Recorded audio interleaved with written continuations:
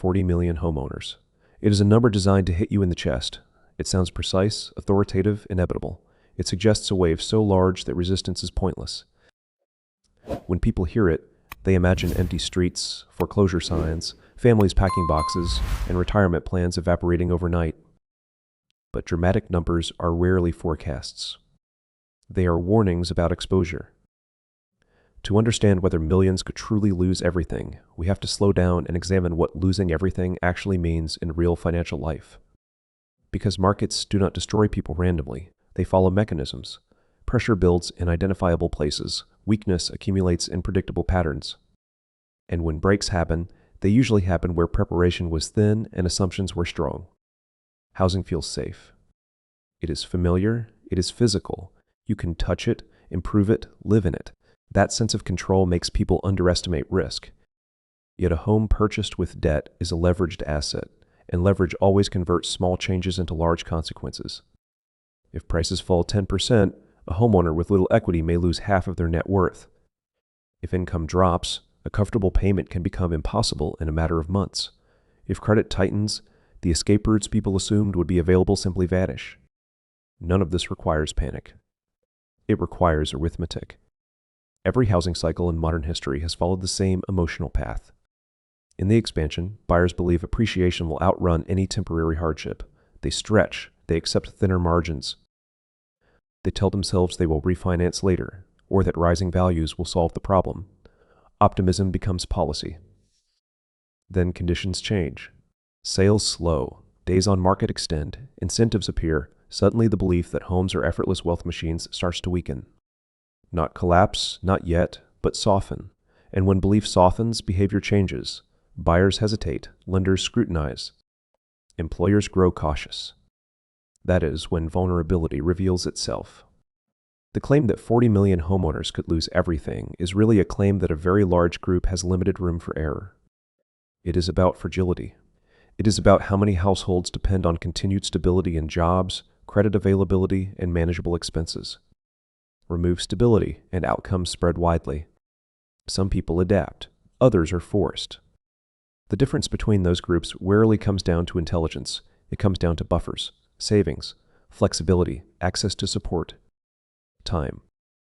Time is the invisible asset in every downturn. Those who possess it can wait for conditions to normalize. Those who do not must accept whatever price the market offers. So before we argue about headlines, we need to understand the machine that converts stress into loss. Because once you see the gears, the number stops being mystical. It becomes conditional. And conditions can be prepared for. Homeowners are not usually ruined by falling prices alone. They are ruined when falling prices collide with interrupted income and limited liquidity. Imagine two families on the same street who bought similar houses at similar values.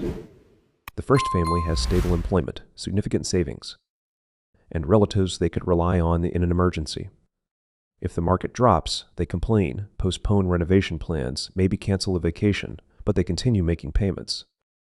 Years later, the cycle turns. Their stress becomes a story they tell at dinner. The second family lives closer to the edge. Their budget works, but only if everything goes right. A reduction in hours, an unexpected medical bill, or a rise in insurance premiums begins to eat through reserves. Credit cards bridge the gap for a while. Anxiety rises, sleep declines. Decisions become reactive instead of strategic. If at that moment they need to sell and buyers are scarce, mathematics becomes brutal. This is how wipeouts occur. During expansions, people treat liquidity as laziness. Cash seems unproductive compared to rising property values. Why hold reserves earning little when housing appears to deliver so much?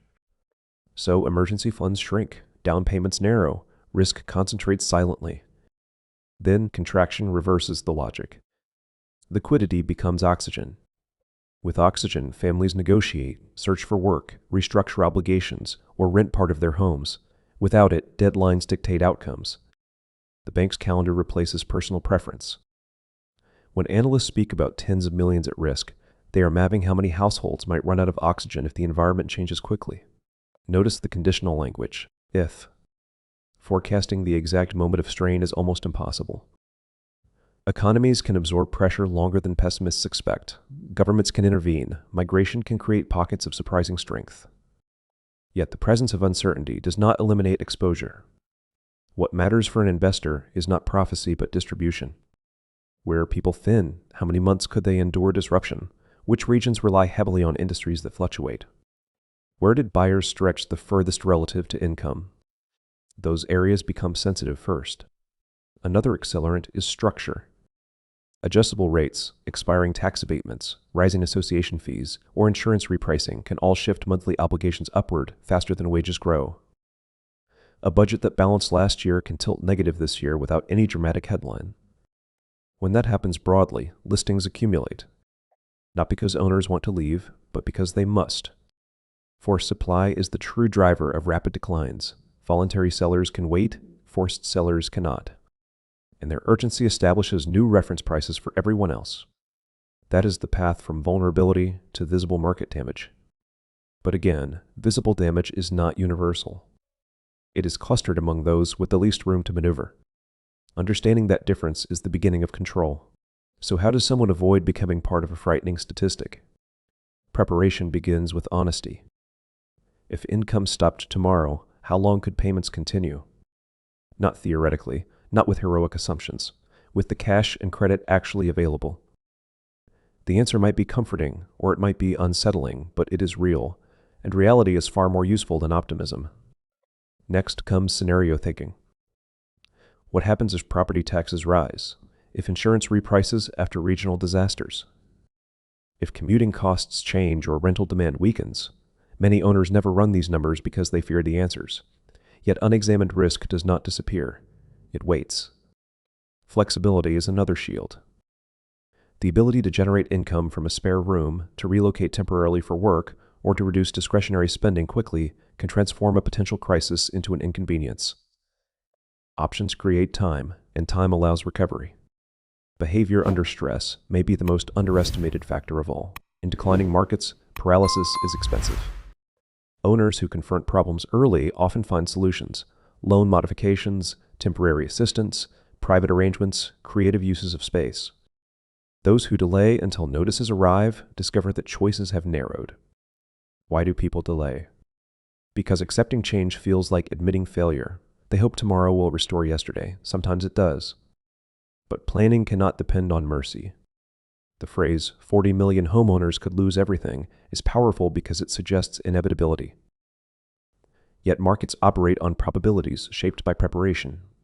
The more households build buffers, the smaller that number becomes. Cycles are not punishments. They are resets. Excess leverage retreats, prices reconnect with incomes, and eventually opportunity returns. The individuals who endure the contraction are usually positioned to benefit disproportionately from the expansion that follows. Survival, therefore, is not passive. It is an active strategy built from liquidity, information, and willingness to adapt. If you maintain reserves, monitor your payment trajectory, and act before pressure becomes desperation, you dramatically reduce the chance that external shocks can dictate your future. Headlines will continue to compete for attention. Bigger numbers will appear. Fear will always market well. But statistics do not make decisions. People do. And the households that treat risk management as part of ownership rather than an afterthought are the ones most likely to remain standing when volatility passes. The goal is simple. Remain solvent long enough to see the other side of the cycle. Do that, and even the loudest prediction loses its power.